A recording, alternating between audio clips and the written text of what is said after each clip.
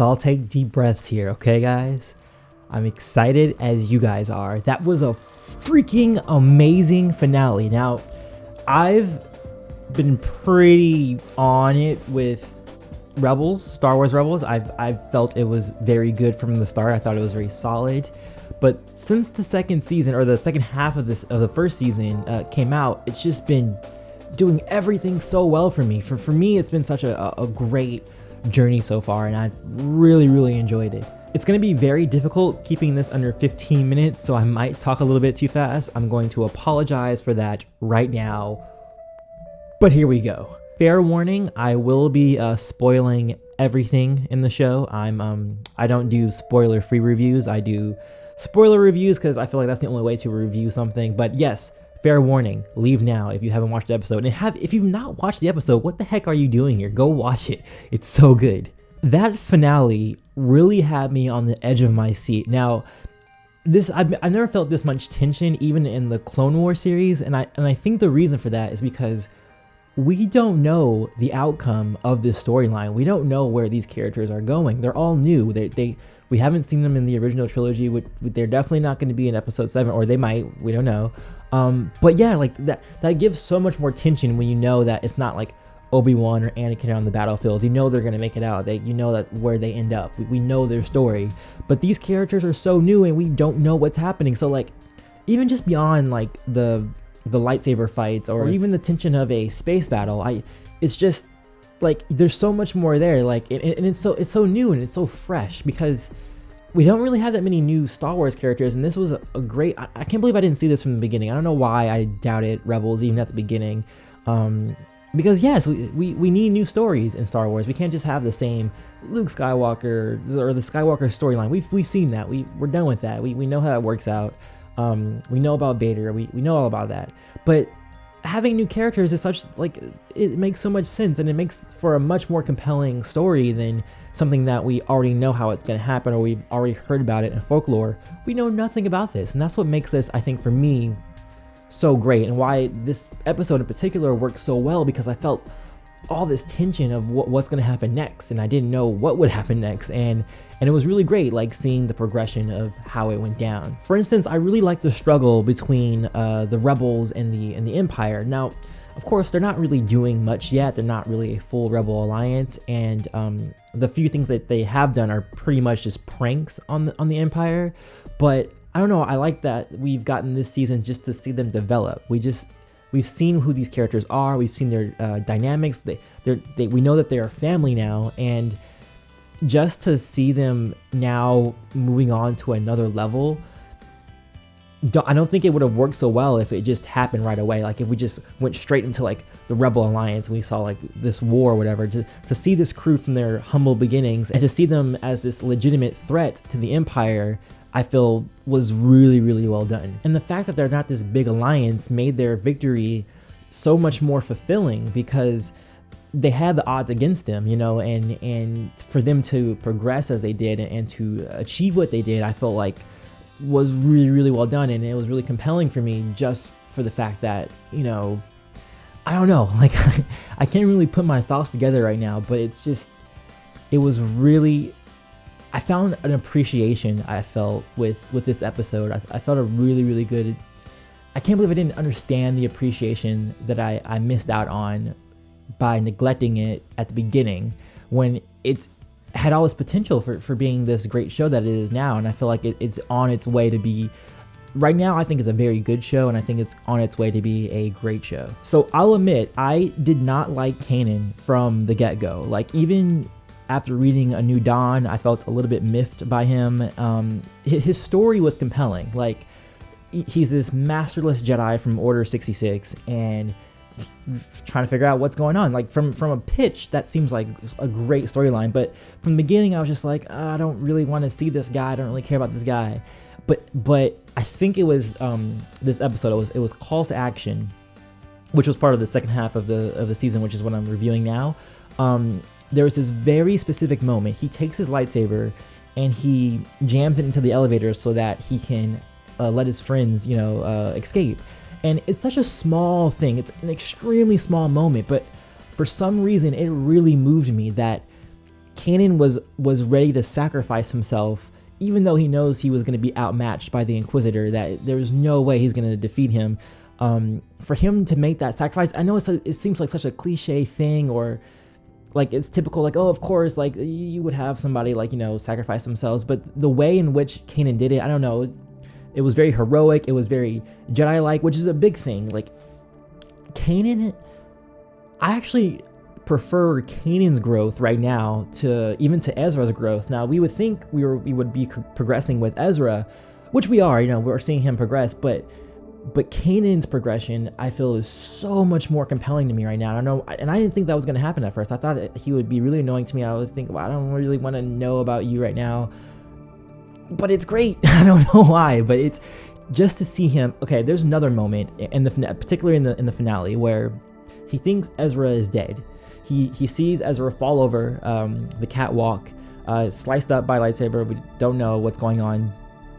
And instead of freaking out, instead of like grieving for Ezra, he instead takes a moment. He breathes. He's a Jedi. Like he's taking those moments to become a Jedi. Like he doesn't have a master. He's training himself, and this was like a great step in the right direction. And then once he calms himself, he kicks ass. He like goes right into the Inquisitor and like has this crazy skill. Like he has this unorthodox fight with the blaster and then the lightsaber, and it was just like, where did this come from? Like, but it's great that it did come from there, because we saw a growth happen. It wasn't just like, oh, Kanan's this automatic like badass. No, he had to like earn his way, and the fact that he earned it made his victory all the more sweet. And stuff like that I think it's neglected a lot in maybe stories nowadays, is that we just see people who are just overpowered so quickly, or we're just so interested in people who are just like these grand superheroes, but I think we've forgotten about the journey, the hero's journey. You have to struggle, you have to have growth, and that's what happened here. And I don't know, like I'm probably ranting too much about Kanan, but that was like maybe the best. No, it's not even maybe my best. It was the best moment in the episode for me, and probably for the season. Just to see Kanan get a 1-up on Inquisitor, and just to show that he's progressing as a Jedi Knight. I mean, like when he actually defeated the Inquisitor, I like actually screamed, and you can actually reference my brother. Like he knows that I was screaming. Yeah, he was screaming in the bathroom. It's kind of weird. But yeah, even when they were escaping, like when Hera and the rest of the crew were escaping from the Star Destroyers, when the rebels came out with their ships, when they came from hyperspace and they like helped them escape, even that like for me felt really, really nice, because we're seeing the levels escalate. We're seeing them actually becoming a Rebel Alliance. We're seeing the beginnings of the Rebel Alliance, and I know we had, the storyline with Starkiller. He was, in the original, well, he was never actually canon to begin with, but just to say that was a story about the rebels. I actually even prefer this, because it's coming from humble beginnings. It's not this like crazy scheme made by the Emperor and Vader to create an alliance just so they can destroy it. No, it came from people who were pissed off at the Empire and want to fight back. And I think that's like a way more compelling story than what we had previously with the Force Unleashed. I know I'm going to make people mad about that, but I mean that's just my opinion. But yeah, like when they came out, I was really excited. Like this whole episode had me excited, and it's a feeling I've not had with Star Wars in a very long time. I've enjoyed Star Wars very much, but I haven't had a big cathartic experience with Star Wars yet, and this is like the closest, if not. I don't know, I literally yelled out loud on how excited I was with the moments in the episode. Now, of course, there was the big moment that everybody's going to be talking about. Fulcrum is now revealed, and Fulcrum is now Ahsoka Tano, which even that got me excited. And I'm not one who actually was really, really into Clone Wars. I liked it passively, I guess. I liked Tano, I liked the progression, but I wasn't like as into it, I guess, as other people were. And even seeing Tano, there was emotions in me that I didn't even know that was there. Like I didn't think I was that attached to Tano, and then I saw her and I was like, Tano's back. Like it's like where did that come from? I don't know. Like maybe there was something really innate in me, and the goodness of the episode brought it out of me. But yeah, it's great to see this progression. And now our crew has actual allies that are powerful. But with that comes, some stakes being raised. So in fact, the Inquisitor says, like before he drops to his death, which is something I actually didn't like, which I'll get to later. He says that there are things more frightening than death. Now, I think that's actually a direct reference to Vader. I feel like he's probably been in the presence of Vader. I mean, of course he has. And the fact that they're about to defeat the Inquisitor, he knows that's going to bring the heat on them, and that's going to bring Vader in particular. And for him to say that, you know what, I'm just going to die because I know Vader's coming right now and you guys are all screwed. That's great. Like, it's a great show for while you do get better and you do have progression, your enemies are going to become more formidable. And that's great. I mean, the stakes are going to raise in the season 2, and we're going to see some legit like galactic battles happening now, not just these little skirmishes on separate worlds. We're going to see an actual change, and that's great. I'm great. I'm excited to see that. I'm really looking forward to that, and it's just so exciting. Oh, and just think about now that we have Tano back, we're gonna, we're gonna see a Vader and Tano confrontation at some point. And now that is like, they're both in the franchise now, like that's a legit thing that's gonna happen. Just take a moment and think about that. How awesome that's gonna be. And I really don't, and I really trust the team now. Like before, I wasn't really sure because like I said, I'm not a huge fan of the Clone Wars series.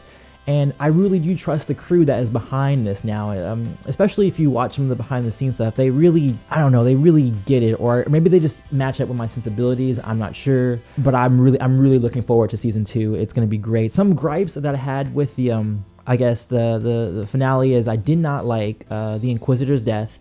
I felt like it was kind of weak. I think they could have actually had, like, him falling into the explosion. I felt like they did that because they didn't want us to see Kanan actually like kill him or anything like that. But I felt like, if we don't see the body, you don't really know if someone's dead or not. But I felt like, I don't know, that's a really small gripe. And also, although I loved Tano returning, I was actually kind of weirded out by the way she looked. I thought she looked kind of weird at first. I was like, oh, it's weird, adult Tano, but with the Rebels style. And then her voice was sort of, it was her voice, but it wasn't like, I think I expected her to be older too. I don't know if that anybody else thought that. Like, she looked a little young. I thought she'd be a little bit older. Oh, and by the way, do you guys notice that she had a curved lightsaber? It's like a long curved lightsaber, which is kind of weird, on her belt. So that's going to be interesting. But yeah, like that, I had that little gripe, but I'm going to get used to that. I'm sure I'm going to get used to her animation style and her new voice, her new older voice. Oh, and also Ezra's fake death, I didn't really like too much. I thought that he should have got more than just like 2 slices of a scar. I thought he should have lost a little bit more. And it'd be better if we saw some injury happening, maybe having he loses his vision or something like that, like something big. I felt like the fake out on his death could have been done a little bit better, but again, it was not that big of a deal. I really enjoyed the episode quite a lot, and I feel like I'm rambling, which makes sense because this is called a Geek Rant, so I should be rambling. I shouldn't be constructed, but I am going to start wrapping this up.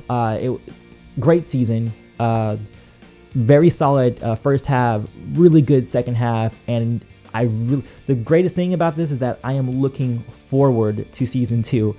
Even when I came in today to watch the final episode, I was looking forward to it, and that's something I was not expecting at the beginning of the season. I thought I was going to passively watch it, wasn't going to be anticipating it, but I was wrong. I totally did, and I'm back into Star Wars again. Like I've always been into Star Wars, like I guess as a passive fan for the past few years, but now I feel like I'm more of an active fan, and I couldn't be more excited. It's a really great time to be a Star Wars fan, and glad to be here with you guys too. So yeah, that's it. Peace, love, may the Force be with you always.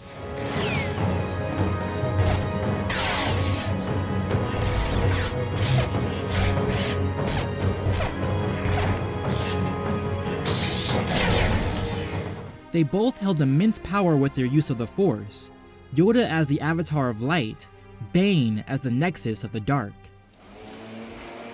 No, why are you mowing your lawn right now? I I'm recording a Let's Play.